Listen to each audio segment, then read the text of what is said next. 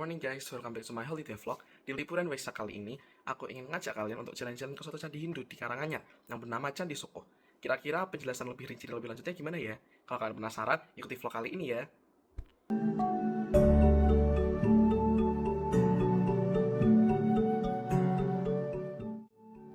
Nah, dari rumahku sendiri untuk ke Candi Sukoh itu memakan waktu sekitar kurang lebih 2 jam.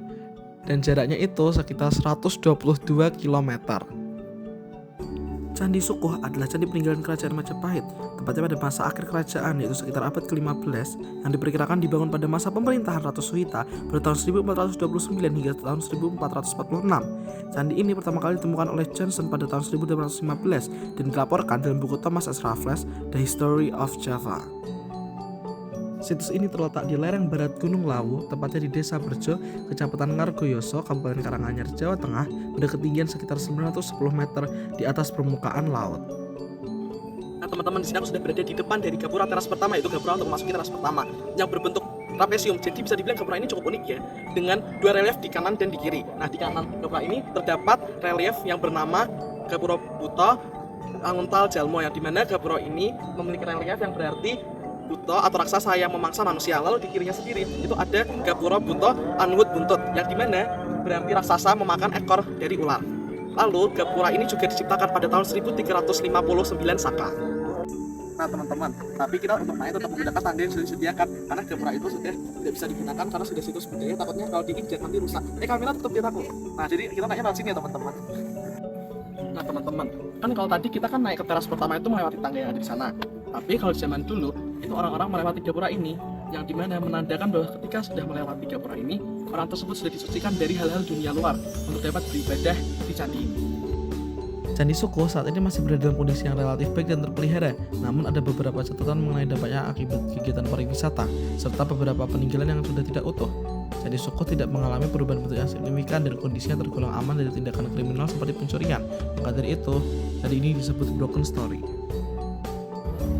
Nah teman-teman, jadi Monas ini merupakan bisa dibilang penjaga dari teras kedua ini. Jadi sebelum masuk ke teras ketiga yaitu teras tentang kesucian, jadi di teras kedua ini terdapat penjaga yang mengusir negatif energi. Nah, terus ini juga ada perusahaan arka yang berbentuk ular, tapi sayangnya sekarang sudah hancur. Nah teman-teman, sini bisa dilihat ada relief yang berbentuk seperti rahim. Nah rahim itu di atasnya ada buto teman-teman. Itu menandakan bahwa di rahim itu terdapat negative energy yang orang zaman dulu itu percaya bisa dihilangkan dengan cara berdoa terlebih dahulu sebelum melakukan hubungan seksual. Nah lalu disitu juga terdapat ada pria dan wanita yang akan menghasilkan anak bayi yang di bawah yang bisa digambarkan di rumah bersalin atau dianggap rumah untuk tempat melahirkan bayi tersebut. Lalu di bawahnya lagi itu terdapat dua orang yang merebutkan seorang bayi, yang berarti bayi itu memiliki dua sisi, yaitu sisi positif dan negatif atau sisi baik dan sisi jahat. Begitu teman-teman. Nah teman-teman, di sini juga terdapat ada ini ya, seperti pipa itu dipercaya bahwa itu merupakan mata air di dunia yang disebut Tirta Amarta.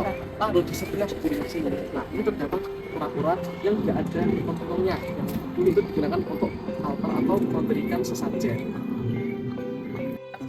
Nah teman-teman, di sini kan di belakangku ada Candi Sukoh ya. Nah Candi Sukoh itu dikenal dengan sebutan Female Temple. Nah kok bisa Female Temple? Karena kalau dia pakai drone ya, Candi Sukoh itu seperti yoni, sedangkan tangganya itu dianggap seperti lingga. Maka dari itu dipercaya bahwa Candi Sukoh ini merupakan Female Temple, sedangkan Male Temple-nya itu di mana? Yaitu di Candi Ceto. Nah teman-teman, ternyata kita juga bisa loh naik ke puncak dari Candi Induk di kompleks Candi Sukoh ini, yang dimana bisa digunakan untuk memberikan sesajen dan juga untuk berdoa.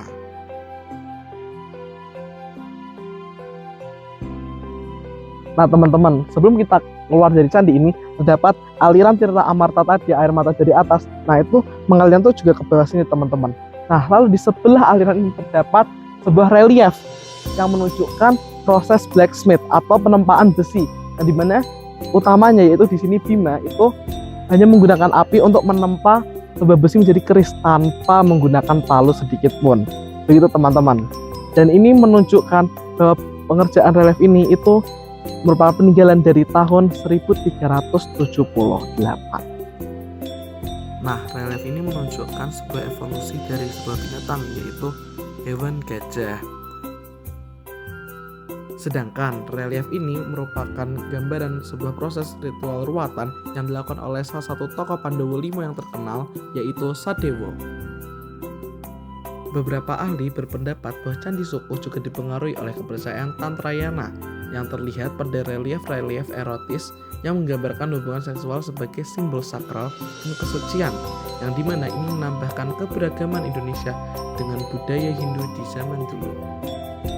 Candi Sukuh dipengaruhi oleh ajaran Siwa yang terlihat pada simbol-simbol seperti lingga dan yoni yang menggambarkan kesuburan.